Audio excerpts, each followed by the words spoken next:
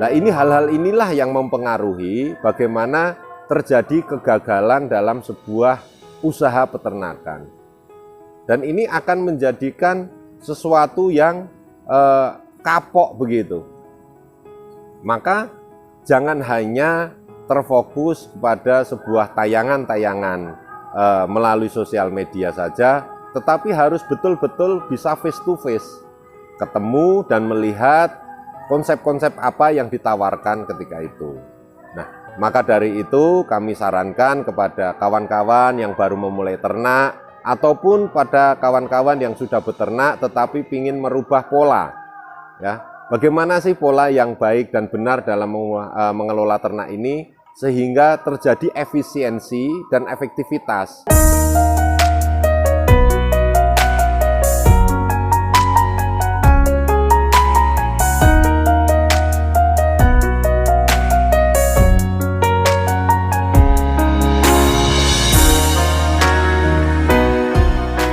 Assalamualaikum warahmatullahi wabarakatuh.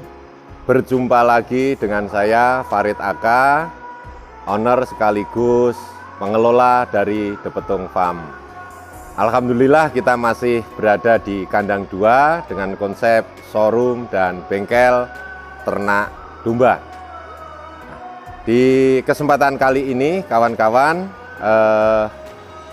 kita akan coba ulas bagaimana sih agar menghindari sebuah kegagalan dalam usaha peternakan kambing domba, khususnya untuk peternakan domba.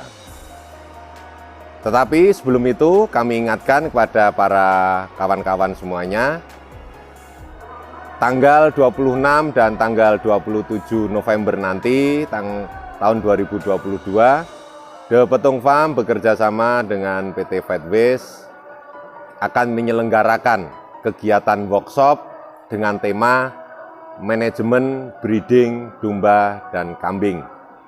Nah, maka kursi sangat terbatas.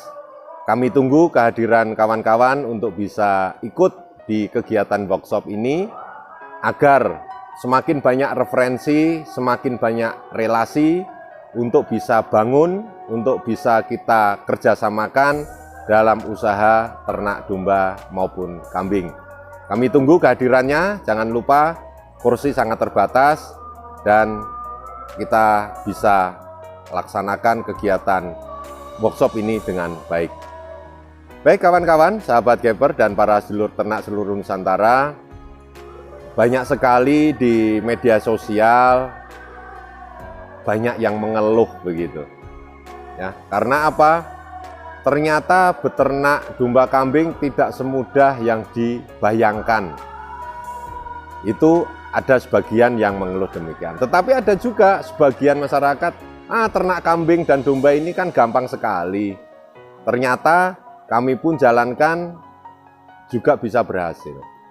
Maka ada dua sisi di sini, hal yang perlu kita kupas. Nah, satu sisi, yang pertama masalah mengantisipasi sebuah kegagalan. Yang pertama, tentu sebelum kita memulai sebuah usaha, khususnya di peternakan, kita jalin dulu sebuah relasi. Harus sering-sering silaturahmi ke kawan-kawan yang sudah memulai usaha ternaknya. Ambil saripati ataupun intisari dari mereka menjalankan sebuah usaha itu bagaimana. Ya, komunikasikan dengan para senior-senior ataupun orang-orang yang sudah dahulu melakukan peternakan. Kesiapan apa saja sih yang diperlukan, kemudian metodologi apa sih yang akan dikerjakan, kemudian manajemen yang bagaimana agar peternakan itu berjalan dengan baik dan lancar. Ini, perbanyak silaturahmi. Kemudian mempercayakan kepada seseorang yang dianggap punya hubungan kausalitas di dunia peternakan. Anggap beliau atau seseorang itu menjadi mentor yang bisa memberikan solusi manakala kita berkeluh kesah. Ya, ada hal-hal kejadian apa sih yang bisa kita sampaikan ke kawan itu ataupun mentor itu sehingga ada solusi untuk penyelesaiannya. Jangan pernah sungkan dan malu. Rata-rata yang terjadi adalah kawan-kawan yang baru memulai ternak ini karena nafsunya. Melihat di sosial media gemerlapnya kandangnya yang mewah, jumlah ternak yang banyak, sehingga dia mengabaikan standar operasional yang harusnya dia kerjakan. Ya, dia tidak mengenal karakteristik si ternak yang akan dikelola itu, tidak menggunakan metodologi kandang yang benar, kesiapan pakan yang jauh dari yang seharusnya diberikan, kemudian sumber daya manusia yang belum mumpuni, ya, atau kru kandang yang belum mumpuni mengenai ternak, kemudian perawatan yang kurang baik, bahkan sampai dengan teknik memasarkannya pun juga masih sangat rendah. Nah, ini hal-hal inilah yang mempengaruhi bagaimana terjadi kegagalan dalam sebuah usaha peternakan. Dan ini akan menjadikan sesuatu yang kapok begitu. Maka jangan hanya terfokus pada sebuah tayangan-tayangan melalui sosial media saja, tetapi harus betul-betul bisa face to face, ketemu dan melihat konsep-konsep apa yang ditawarkan ketika itu. Nah, maka dari itu kami sarankan kepada kawan-kawan yang baru memulai ternak ataupun pada kawan-kawan yang sudah beternak tetapi ingin merubah pola. Ya, bagaimana sih pola yang baik dan benar dalam mengelola ternak ini sehingga terjadi efisiensi dan efektivitas. Yang dimaksud efisiensi itu apa? Mulai dari mengelola pakan agar kos pembiayaan bisa jadi rendah. Kemudian efektifnya membuat pakan yang baik dan benar dengan harga bersahabat tetapi mempunyai kualitas yang hebat. Termasuk berapa sih perbandingan satu operator kandang itu kemampuan menghandle ternaknya itu untuk berapa ekor. Jangan sampai nanti antara biaya yang dikeluarkan dengan hasil yang didapat ini ada selisih lebih banyak di pengeluarannya sehingga terjadi kerugian-kerugian yang sebenarnya hal itu tidak boleh terjadi.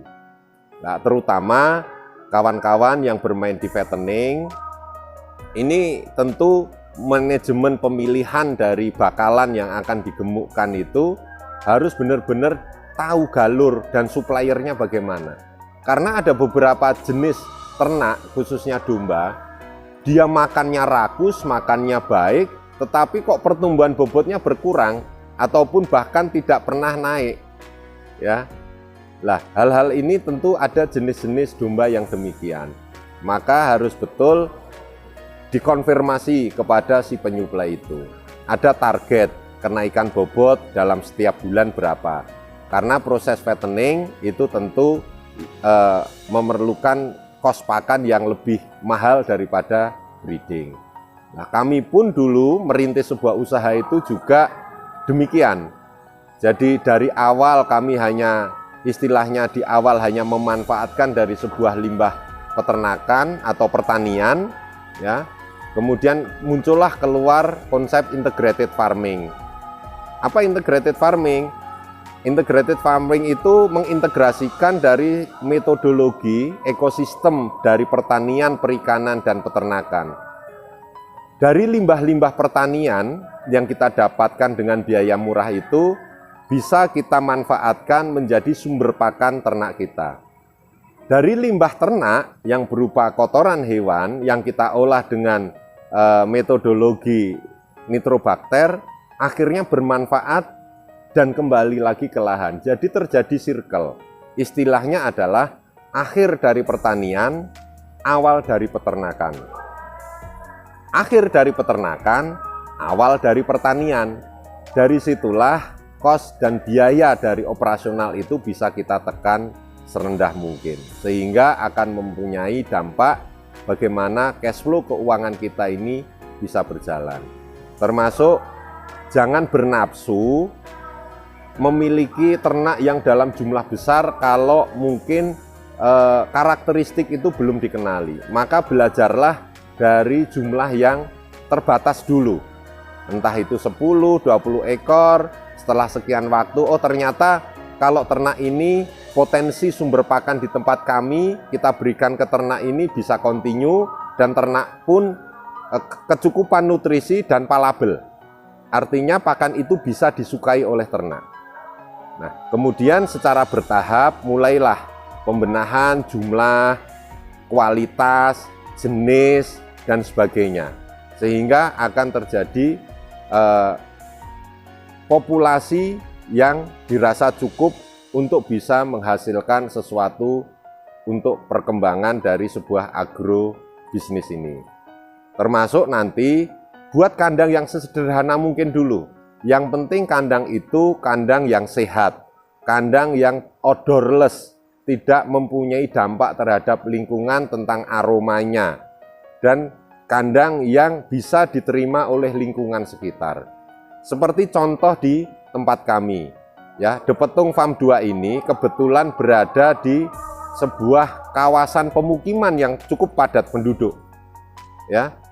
Tetapi warga sekitar juga welcome ke kami, karena kami pun itu menawarkan konsep kandang yang tidak mengganggu lingkungan.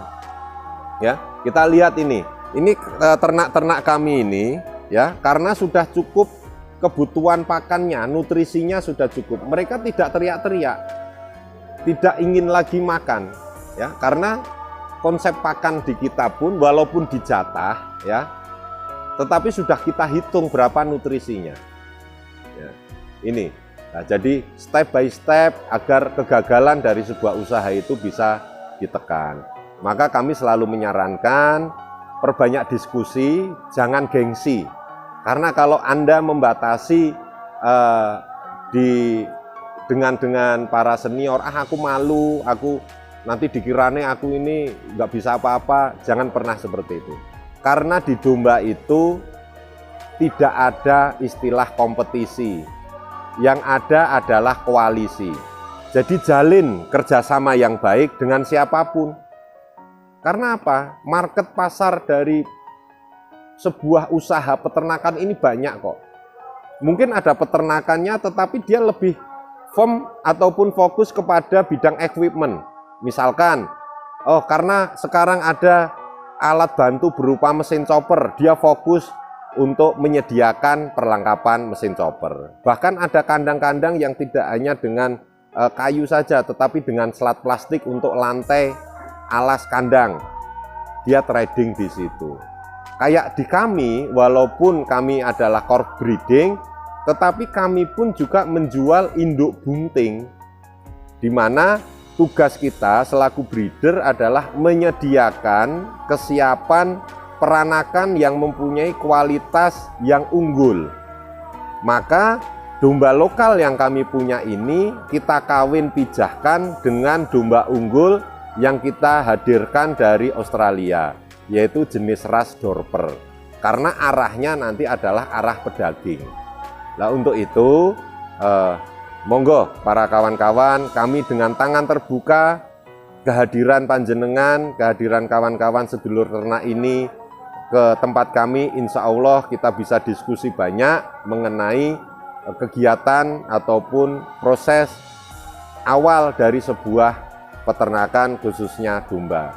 Semampu kami, sedikit kontribusi dari kami, insya Allah akan memberikan wawasan. Karena apa? Dalam sebuah peternakan itu jangan berkiblat pada satu sisi saja, tetapi kita harus menyesuaikan dengan kondisi lingkungan di mana kita akan bangun sebuah peternakan itu. Bagaimana potensi pakan di sekitar kita, bagaimana potensi pasar di sekitar kita.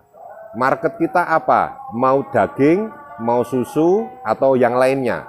Termasuk syukur-syukur bisa bermain di arah feed mill-nya. Pakan ternak. Apabila sumber dari sekitar kandang kita melimpah mengenai sumber pakan, kita bisa mengolah pakan itu dan kita distribusikan kepada kawan peternak lain. Dan itu pun juga akan memberikan nilai ekonomi yang cukup baik.